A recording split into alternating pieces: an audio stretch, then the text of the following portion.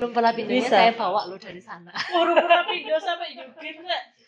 Kalau Pak Habibie Mister Cracknya pesawat, ini kayak Mrs. Cracknya tembok.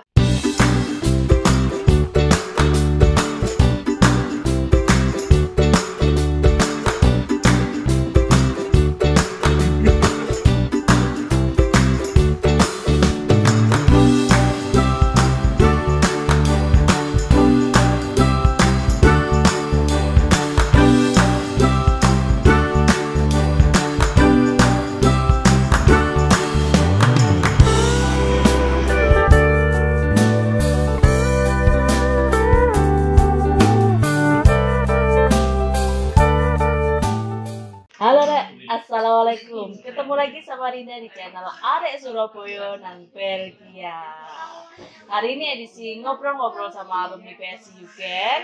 Sebelumnya kita bahas udah industri coklat. Nah sekarang kita mau bahas tentang teknik sipil, terutama di bagian perbetonan. Dan kali ini tentu saja aku nggak sendiri, aku sama Mbak Puput. Gimana kabarnya Mbak Puput? Baik. Nah. Halo, nama saya Puput, arek Malang. Ya, jadi masih gitu ya, ini arek Surabaya, arek Malang.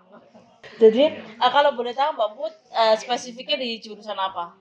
Teknik sipil, spesifiknya di reologi, kalau bilang reologi ketinggian, mungkin lebih ke rekayasa material. Rekayasa material. Oh, aku ada rekayasa genetik, ini rekayasa material. Semua direkayasa. Semuanya harus direkayasa.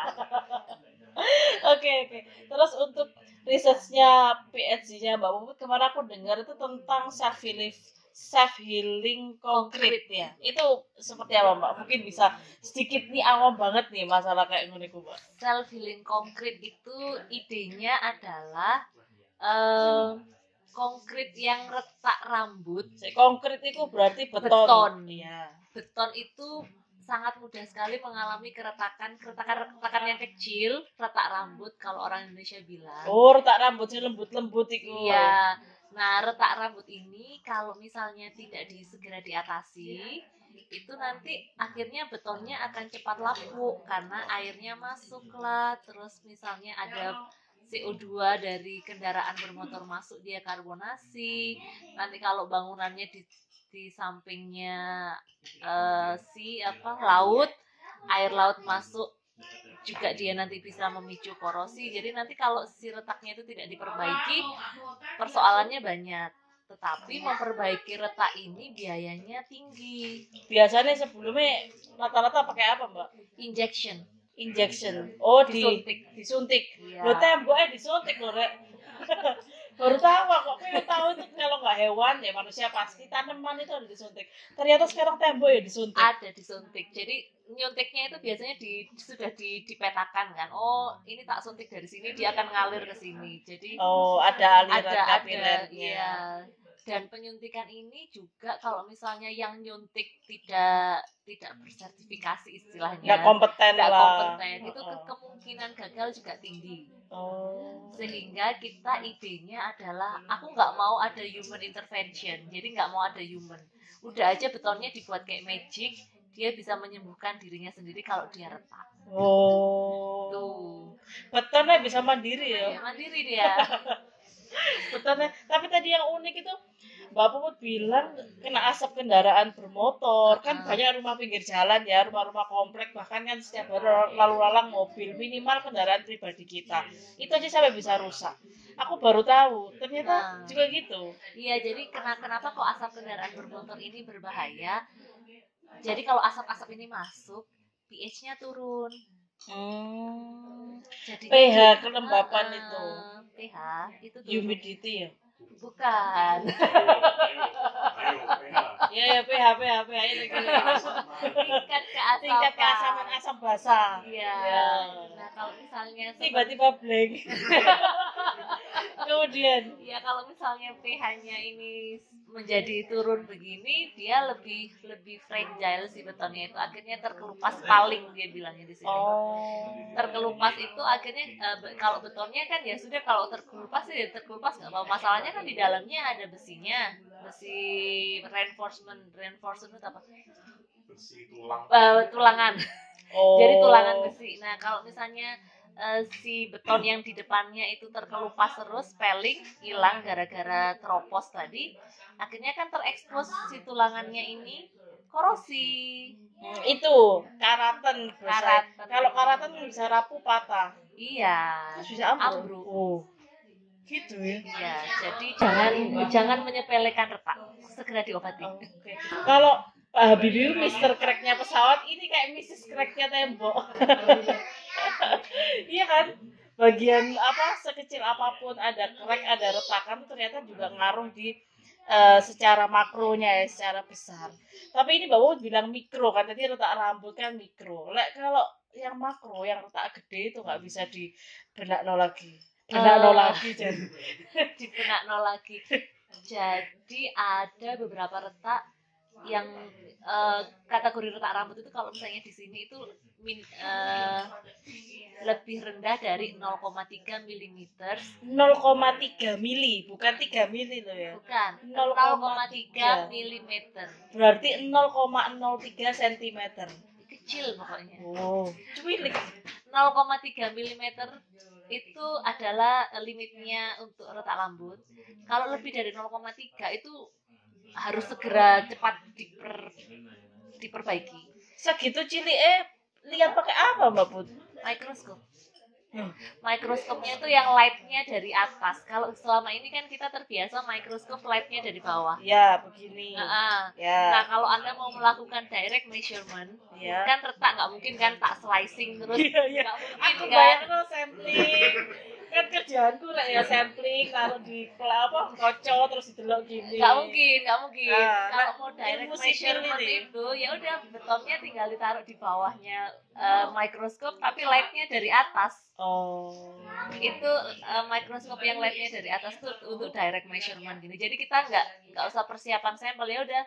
Misalnya mau observasi crack setelah 10 hari di treatment, dibawa ke bawah mikroskop, dilihat di lokasi yang sama. Oh, ini udah nutup sekian. Oh, ini Lalek tembok Mbak yang berdiri. Bisa, kalau misalnya tembok kita nggak mungkin dong ya lihatnya pakai mikroskop.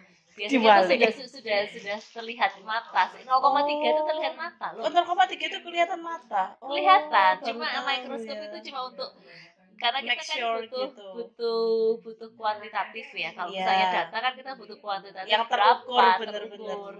Tapi kalau 0,3 itu kelihatan. Enggak yang kayak kita ngurusin bakteri yang enggak kelihatan gitu, enggak. Kita ngelihatnya kelihatan visual kelihatan. Kalau metode self healing yang Mbak Puput pelajari detail dalam ini, metodenya pakai apa? Jadi saya memasukkan healing agentnya adalah bakteri. Bakteri biasanya kalau kita bakteri tahunya itu buat makanan, buat probiotik, atau kalau kayak gitu yang side effect, yang efek buruk itu pembusuk, dekomposer. Kalau ini malah buat di tembok. Nah, kok bisa kepikiran bakteri? Ya bukan saya yang kepikiran. Jadi orang-orang itu yang sudah berpengalaman itu, peneliti terdahulu itu menemukan suatu mekanisme yang bernama microbial induced calcium carbonate precipitation, MICP. Itu metode prinsip kerjanya. Jadi ada banyak sekali hal yang bisa dilakukan. Pathway, jadi kan ada metabolic pathway kalau misalnya enzim bakterinya itu. Nah, kalau yang saya pakai itu namanya urea hydrolysis pathway. Urea hidrolisis. Nah, di sini itu si enzimnya bakteri ini bisa mempercepat, mengakselerate dekomposisi urea menjadi amonium plus CO3 karbonat. Kalsium karbonat. Belum ketemu kalsium. Belum ketemu kalsium, masih karbonat aja. Nah, di dalam konkrit itu dia sudah punya kalsium source. Nah, si karbonat ini kalau ketemu sama kalsium di konkrit, dia akhirnya membentuk precipitation, kayak pengendapan gitu, berupa kalsium karbonat. Kalsium karbonat itu seperti apa sih? Kayak gamping. Gamping.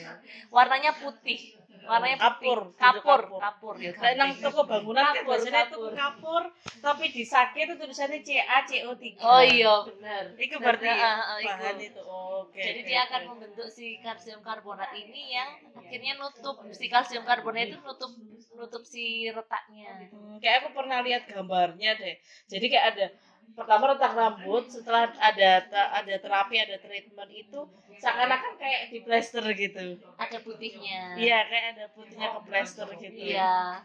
Tapi mekanismenya yang paling mudah menceritakannya seperti apa ya? Jadi Angel iki ilmune kan kudu gue. Mau coba memahami iki. ceritanya si bakterinya ini harus ditidurkan dulu. Oh, dorman, hibernasi. Harus dalam kondisi dorman. Inaktif, tapi Inaktif. hidup ya. Hidup, dorman itu dia tetap hidup, cuma Oke. tidur aja. Oke. Jadi bakterinya harus ditidurkan dulu. Kenapa harus ditidurkan? Karena kita sebenarnya tidak tahu crack itu munculnya kapan. Kalau bakterinya sudah aktif, lah nanti mati duluan sebelum cracknya muncul. Gak cuma beruang ya hibernasi. Iya. Berarti bakteri. hibernasinya bakteri ini pun secara artifisial, nggak secara natural, tapi ditidurkan. Ditidurkan. Oh gitu. Dengan cara dikasih makanan yang sedikit. Wah, Dibuat puasa. dibuat puasa. Oh, bakteri kalau dikasih makan sedikit dia Tidur. puasa kayak hibernasi. Iya. Lah aku dikasih makan ini ya demo. Langsung minta lagi. Kemudian, tapi Iya. bakteri tetap hidup ya, nggak Hidup. berkurang. Jadi si dormannya ini juga harus dilindungi, harus enkapsulasi. Nah, yang saya buat sebagai rumahnya si bakteri itu lightweight aggregate. Lightweight aggregate ini agregat buatan. Saya bikin sendiri. Oh, Ada yang dari fly ash. Tahu fly ash nggak? enggak. Fly ash ini kalau misalnya di PLT apa ya? Pembangkit tenaga listrik batu bara, uap atau batu bara. PLTU. Jadi kalau yang PLTU itu kan bahan bakarnya batu bara. Kalau kamu bakar arang itu pasti ada debu-debu yang bertebaran. Ya. Itulah dia. Jadi Oh, dia debu-debu itu punya manfaat ya. Butiran debu yang punya manfaat loh, Rek. Jangan sampai kita nggak bermanfaat. Terus. Jadi butiran kayak fly ash, saya pakai fly ash. Bahkan pakai lumpur Sidoarjo. Wow, Lapindo. Itu sampai sekarang solusi itu tetap dicari. Lumpur lapindonya Bisa. saya bawa lo dari sana. Lumpur Lapindo sampai Yugin, Rek. Fun fact ini unik banget. Lumpur Lapindo ternyata yang ada di Sidoarjo sampai dibawa Mbak Puput ke sini untuk diteliti lebih dalam dan ternyata manfaatnya gede ya. Jadi nggak yang bahan lumpur Lapindo itu untuk agregatnya itu? Bisa dijadikan agregat. Tapi ketika mau dijadikan rumahnya bakteri itu Oh, perlu penelitian lebih kapsulnya. lanjut. Kapsulnya karena ternyata si lumpur lapindo kan untuk mengaktifkan si lumpur lapindo itu butuh basa yang tinggi. Ya. Sehingga bakterinya nggak kuat dengan basa yang tinggi ini, pH-nya bakteri nggak bisa Oh. dengan pH-nya si agregat lumpur lapindo ini. Tapi pas pakai yang agregat di fly ash bisa. Jadi intinya si sporanya ini tadi diinjek ke dalam porinya agregat. Setelah itu agregatnya dicampur ke dalam beton, adonan beton.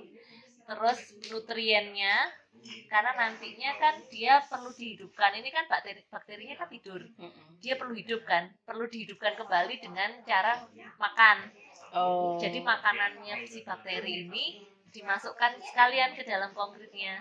Campur ya. Dicampur. Tapi nggak masuk di kapsulnya. Enggak. Bisa juga dilut ke kapsulnya, tapi takutnya nanti dia hidup duluan. Iya. Jadi disebar aja di konkritnya. Jadi si makanannya sudah dimasukkan ke situ, terus tambahan kalsium karena takutnya kalsium di dalam semennya nggak cukup. Jadi ditambahin kalsium lagi, ditambahin makanannya bakteri lagi. Komposisi betonnya akhirnya juga harus dimodifikasi. Nah, terus nanti kalau misalnya retak itu terjadi, akhirnya si bakteri ini keluar dari porinya si lightweight aggregate ini, terus akhirnya nanti bisa makan, hidup lagi, aktif lagi. Jadi kalau dia bisa hidup, aktif lagi, dia bisa membuat si kalsium karbonat precipitation tadi itu. Jadi Akhirnya bisa membuat kalsium karbonat akhirnya ketutup. bisa tertutup. Kalau boleh tahu bakterinya pakai golongan grup apa ya Mbak ya? Bacillus. Ya aku juga pakai Bacillus buat probiotik loh, buat ngelemok nih sapi, ayam, dan saudara-saudaranya. Kalau ini Bacillusnya sama nggak? Kalau aku pakai sejenis Bacillus subtilis dan kawan-kawan. Ada beberapa yang pakai Bacillus subtilis, tapi penelitian terdahulu sudah membandingkan berbagai macam Bacillus. Itu yang paling cocok, bukan paling cocok, yang bisa menghasilkan rate kalsium karbonat paling tinggi itu Bacillus sphaericus. Oh, Bacillus sphaericus. Bacillus Itu sphaericus. yang paling optimal hasil Iya. wound healingnya, Iya. self healingnya Self dari healingnya. betonnya itu. Jadi dia memproduksi kalsium karbonatnya paling banyak dengan si Bacillus sphaericus ini. Teknologi ini sudah dipakai belum di Indonesia atau masih tahap research bahkan di Eropa? Di Eropa sudah pernah bikin macam-macam. Sudah pernah bikin wall kayaknya, ada wall. Terus ada juga bikin kayak penutup tangki gitu. Terus ada juga bikin gedung yang bentuknya unik sehingga susah maintenance-nya. Ya. Ya pokoknya hal-hal yang kalau misalnya dibangun terus susah maintenance-nya itu cocok pakai self healing. Ya sekarang kan model kayak Burj Khalifa atau kan model bangunan-bangunan sekarang tuh bentuknya mulai macam-macam ya. Pokoknya kalau itu bisa dipakai. Bentuk bangunan atau infrastruktur yang kalau misalnya maintenance, misalnya jembatan aja. Ya. Itu kan susah sekali maintenance-nya. Atau bendungan, itu paling susah maintenance-nya. Oh, bendungan tuh susah ya maintenance. Kalau cuma rumah itu lebih mudah lah. Nggak worth it kalau misalnya mau sampai menerapkan teknologi yang advance begini. Tapi kalau misalnya mau bangun sesuatu yang seperti bendungan atau jembatan yang besar yang susah sekali maintenance-nya, harus kuras dulu lah segala macam, itu udah self healing. Oh, ini buat infrastruktur yang besar memang ya. Memang nggak worth it ke rumah. Ini maksudnya karena biayanya tinggi atau aplikasinya yang sulit? Biayanya ya kalau misalnya kita bicara biaya di sini pun kalau misalnya Mbak Rinda beli produk Bayu pasti harganya lebih. Ya. Itulah harga yang harus dibayar dengan kebayuan bisa. Jadi ibaratnya kita beli bahan organik atau non organik, kalau pakai Iya. metode ini rate-nya bisa 2, 3 bahkan beberapa kali lipat gitu ya Mbak Put ya. Kita kalau menjual itu harus ke green-nya dulu. Oh, this is green building. Kalau misalnya nanti menceritakannya nanti eco-friendly. Iya. Misalnya maintenance cost-nya itu nanti harus akan berkurang begini. Dari pihak industri akan masih susah menerimanya karena otomatis cost-nya akan naik. Tapi kalau misalnya kita bilang, loh, ini kita bicaranya tentang green jangka building, panjang. Jangka panjang. Okay. Anda maintenance mau berapa kali? Ini nggak usah maintenance, udah nggak bangun selesai. Buat jalan-jalan beton, jalan raya beton gitu juga bisa. Apa terlalu panas? Terlebih di Indonesia nih, ini mungkin nggak diaplikasikan di sangat mungkin klimat kita. Kenapa? Ketika di curing, itu curingnya di climate chamber harus di 28, 20. Bakteri itu kan cuma hidup di 28, paling nggak 28 derajat. Surabaya, petang pulau. Dia bisa hidup sampai suhu 60 derajat. Very good. Malah yang di daerah yang seperti ini, yang tantangannya tinggi. Yang Eropa, kayak di Belgia yang dingin. Karena dia dingin itu agak, ya panas, terlalu panas dia juga nggak suka. Urip, mati. Jadi sebenarnya suhu yang optimum buat bakteri antara 28 sampai 36 itu dia suka. Berarti masih oke lah. Surabaya kan tak selalu 41 juga. Dan humidity. Di sini malah bermasalah humidity karena humidity di sini kan bisa sangat rendah sekali. Iya, kering di sini. Kering sekali. Sedangkan kalau misalnya saya curing spesimen itu harus di humidity 90, minimal 60. Ya itu tropis banget itu lah. Makanya itu sangat visible untuk kita terapkan, kita bawa kembali ke Indonesia itu sangat visible untuk dilakukan kembali. Ini sarjana postgraduate idaman ini. Ilmunya memang di sini tapi aplikasinya untuk negeri tercinta. Ya kan, malah diaplikasikan di sini lebih banyak tantangannya, humidity-nya kurang, suhunya cenderung dingin. Sedangkan di Indonesia itu humid banget dan suhunya juga lumayan. Nah ini Mbak udah mau balik ke Indonesia kan ya.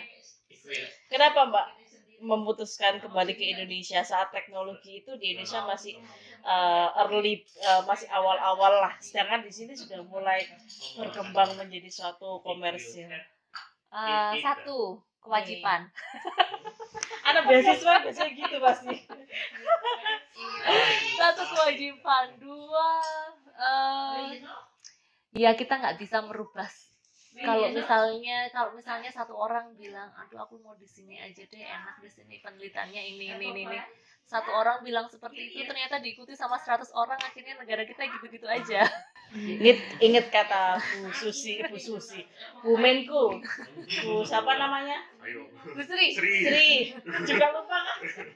Bu Sri, aku tadi lihat videonya gini. Para pokoknya intinya yang mendapat beasiswa dari negara pulanglah karena itu aset negara. Karena itu berbakti ke negara. Nah, sepulangnya ini harapannya Mbak Puput apa dengan keilmuan yang sudah didapat dari Belgia dan pulang kembali ke Indonesia yang pastinya untuk mengabdikan diri, harapannya apa di bidang infrastruktur kita ini? Kalau dari sisi pelaku dunia bisnis infrastruktur, maunya mereka lebih open terhadap universitas itu sekarang penelitiannya tentang apa sih? Atau universitasnya juga harus mulai menggandeng mereka. Kalian sebenarnya butuhnya apa sih? Kolaborasinya itu harus lebih ke arah bawah itu apa? Hilir apa hulu sih? Hilir. Downstream. Harus ke downstream. Dari hulu ke hilir berarti bawah ke hilir. Downstream. Percepat buru hilir sih Pak. Jadi akan lebih bagus kalau misalnya universitas juga nggak penelitian sakar PDW. Pokoknya untuk dana penelitian. Wah sensitif ini. Orang peneliti terus publish. Iya. Tapi nggak ada manfaatnya. Bukan hanya berakhir menjadi selembar kertas. Iya. Tapi harus terus maju menjadi sebuah karya yang konkret. Dan itu juga bisa terjadi kalau dari pihak industrinya juga mau menerima kita. Harus diskusi. Kalau misalnya nggak ada timbal baliknya, ya akhirnya seperti itu. Yang peneliti sibuk meneliti, yang industri tetap aja begitu. Iya, karena cuan dan ilmu itu sebenarnya berbanding lurus kan. Ya, iya kan, semakin tinggi tingkat penelitian harusnya bisa menghasilkan cuan semakin tinggi. Kalau mau terbuka misalnya berkolaborasi. Misalnya di sini tuh sekarang si bakterinya itu sudah di mass production karena mereka punya. Kalau saya sendiri, background saya civil engineering, saya butuh microbiologist di belakang saya. Suwe-suwe aku nggak probiotik gawe konkret loh, Rek. Probiotik beton. Sekarang kan aku bikinnya probiotik buat hewan. Nah, sekarang bisa-bisa bikin probiotik buat ini. Agen self healing. Iya, jadi lama-lama nyambung loh. Iya. Sini dokter hewan, ini teknik sipil, ternyata dokter beton, ternyata nyambung loh. Ya ilmu itu aku yakin gak ada yang terpisah, itu kayak badan yang harus sama-sama terkait. Iya, dan juga penelitian di Indonesia kadang terlalu dikotak-kotakkan. Kotaknya teknik, kotaknya ini. Padahal sampai rame, nggak linier segala macam. Padahal seperti saya penelitiannya ya home base-nya di Faculty of Engineering Architecture. Iya. Tapi sehari-hari kerjanya di 2 tempat, di Bioscience ngurusin bakteri, di Engineering Architecture ngurusin beton. Jadi waktu pertama datang ya harus belajar microbiologist. Tapi kalau misalnya saya mau mass production, tentu saja butuh microbiologist. Oke, ternyata sampai segitunya ya. Bahkan belajarnya ini apa ya, komprehensif gitu kali ya. Iya, dan profesor di sini selalu terbuka. Misalnya saya ada masalah, saya selalu bilang, saya kalau misalnya masalahnya dalam dunia teknik sipil, mungkin saya punya base untuk menyelamatkan permasalahan ini. Tapi begitu saya punya masalah di partnya microbiology, saya harus duduk, saya harus mendengarkan, dan profesornya sangat passion sekali menjawab pertanyaan-pertanyaan yang mungkin bagi mereka, ya Allah ini goblok, ini ditakokno. Beda Mbak, Kalau di sini orang-orang bahkan secara profesor tuh respectnya tinggi, ya, memanusiakan manusia dengan sangat baik gitu loh. Saya didudukkan pernah waktu itu ngitung jumlah bakteri aja nggak bisa. Gimana caranya saya ngitung konsentrasi bakteri? Kok saya harus selalu kenapa konsentrasi bakteri itu penting? Gitu. Saya didudukkan. Dia udah bawa whiteboard, dijelaskan. Oh, private. Mantep. Oke. Dia selalu berkata, Puput, you are civil engineer. You are the real engineer. I'm just a bioscience engineer. You are more engineer than me, so you can do this. Wah, sampai segitunya ya? Karena saya kelihatan banget, saya nggak ngerti apa-apa, goblok. I have no idea what happened here. Like, orang-orang pintar tuh nggak pernah merasa pintar ya. Jadi sampai teko kini mas terus PhD jadi merasa goblok. Segini ada error kayak jelas kan udah merasa pintar. Itulah pesan moral hari ini gitu. Tapi serius, nanti kalau misalnya ke Indonesia saya butuh microbiologist untuk bisa terus berkarya, karena tangannya cuma 2. Kalau misalnya di sini kan full bisa riwa-riwi sesuka hati. Tapi aku juga sepakat bahwa research group itu harusnya multidisiplin. Meskipun proyeknya itu satu proyek, tapi di dalamnya itu banyak orang yang ada di situ. Even bahkan nanti Mbak Puput ketika sudah punya research group sendiri, orang yang fokus di bahasa pun itu sebenarnya kita perlu dalam research group.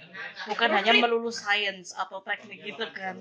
Karena ternyata mendiseminasi research, membuat riset kita lebih berbahasa manusia itu susah. Berbahasa manusia biasanya bahasa apa coba? Bahasanya kan duwaki sampai wong-wong iki gak ngerti. Sajake karep iki makan opo. Duwaki karep iku opo gitu kan. Jadi kita harus turun. Kita butuh orang. Kalau profesor saya dulu itu bilang, kalau kamu mau risetmu itu dimengerti sama orang, kamu panggil Melijo yang suka lewat itu, dudukkan. Kamu cerita risetmu itu ambek Bu Melijo itu, lek Bu Melijo niku wis ngerti, berarti kon iso. Berarti guna iku. Heeh. Oh, coba ngomong ambek sing padha profesor kok basamu duwaki lah, kamu pengabdian masyarakat gak ngerti wong iku. Karo ndaki ya ada Surabaya. Kedukuran maksudnya terlalu tinggi, terlalu advance. Kadang memang kita terlihat lebih keren saat ngomong hal-hal yang terlihat orang lain nggak ngerti, tapi sesungguhnya benar-benar keren itu saat apa yang spesifik, apa yang detail di kita bisa menjelaskan dengan cara yang sederhana. Sehingga itu bisa lebih bermanfaat dan diaplikasikan dengan sederhana di tingkat terkecil sekalipun ya Mbak Puput ya. Jadi itu juga harus mulai diterapkan ke anak-anak muda. Kalau menjelaskan itu kita muda. Iya. Kita juga masih muda kok. Iya. Jadi kalau menjelaskan sesuatu hal yang baru itu jangan pakai istilah-istilah yang kamu mau ngeliatin bahwa kamu itu pintar, ini nggak perlu. Kamu harus malah berusaha membuat bahasa yang sesederhana mungkin sehingga audiensmu itu seluruhnya tahu. Kamu harus, kalau kamu disuruh berbicara, kamu harus tanya dulu. Saya selalu bertanya, ini audiensnya siapa? Jangan sampai nanti kalau misalnya pun kalau misalnya mau sidang, di sini kan sidangnya ada 2 kali. Ada yang close 2 loh Rek, kalimo. 2 kali. Yang satu internal, yang satu eksternal. Internal itu presentasinya cuma 10 menit, tapi kamu harus daki di situ. Oh, jadi soalnya yang nguji adalah orang-orang di yang sudah di bidangnya. Jadi harus detail untuk memastikan keabsahan, kevalitan ilmu dan data yang dibahas di situ. Cek ketok ewak produk pinter iki. Iya. Tapi ketika publik kamu harus turun. Benar-benar mungkin introduction-nya itu takes part like more than half, jadi mungkin hampir separuh dari presentasi itu intinya introduction. Ya, kayak orasi ilmiah profesor kan biasanya umum ya yang dengar, jadi harus gitu ya. Harus downgrade, enggak downgrade sih, cuma menjelaskan intro itu harus yang pelan. Kenapa kok ini itu harus dijelaskan. Hasilnya di belakang aja. Background audiens itu juga harus dipertimbangkan. Penting. Udah panjang banget dan seru. Aslinya masih pengen aku ngobrol. Dan ini memang ilmu aku sebelumnya ya ini curcol aja sebelum aku ngobrol sama Mbak Puput aku rada minder ngerti nggak aku kira-kira sama yang dijelaskan Mbak Puput. Masalahnya aku nyel di bidang sains dan apa-apa ya hewan-hewan sains gitu, dan ini tentang teknik, suatu hal yang sangat baru. Aku ngerti ini mek opo-opo di selana Pak Tukang, opo di selana Mas Arsitek selesai, dan sekarang aku harus ngobrolin itu. Ternyata mudah banget dimengerti dan aku jadi punya banyak ide di situ. Terus nanti mungkin nanti bisa jadi cuan lalu jadi cuan gitu, dan namanya karena itu bukan hal harus bisnis, yang penting dimana ilmu itu bisa terrealisasi menjadi sebuah karya. Benar. Terakhir Mbak Put, harapan untuk teman-teman atau yang mungkin akan mereka berangkat studi di Eropa dan di sekitarnya, ada pesan-pesan, bukan pesan terakhir loh ya, Pesan apa ya? Kalau yang mau master ya enak loh master itu, apalagi yang masih muda-muda segeralah pergi master Ya. karena banyak diskon di bawah umur 26. Oh iya, di Belgia banyak kayak diskon bawah 26. Kalau yang mau PhD terus yang masih kayaknya berusaha sekali, kok aku ditolakin terus sih, kok nggak ada yang nerima, itu Anda disiapkan untuk menerima badai baru yang bernama PhD. Jadi dari segi mental mungkin sedang disiapkan. Kalau terlatih. Emang Mbak Puput berapa kali ditolaknya? Banyak. Oh sama. Nah, yang kalian masih ditolak sama supervisor, yang kalian masih di reject emailnya Gak sama calon apa-apa. profesor, nggak apa-apa. Kita juga begitu. Badai kan berlalu. Nanti muncul badai yang baru lagi.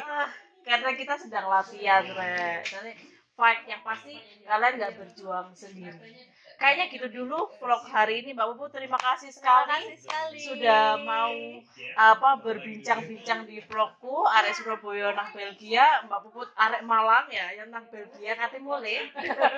Tapi masih banyak arek-arek Malang dan berbagai macam background kota di sini. Semoga lancar karir dan perjalanannya ke Indonesia. Amin. Sukses selalu dan sehat selalu. Oke, sama-sama. Sukses PhD-nya. Amin. Soalnya aku juga baru tahun kedua. Dari Rina dan Mbak Puput cukup sekian, kurang lebihnya sepurane sing akeh. Jangan lupa klik like, subscribe, komen, dan share video ini. Assalamualaikum warahmatullahi wabarakatuh. Dadah.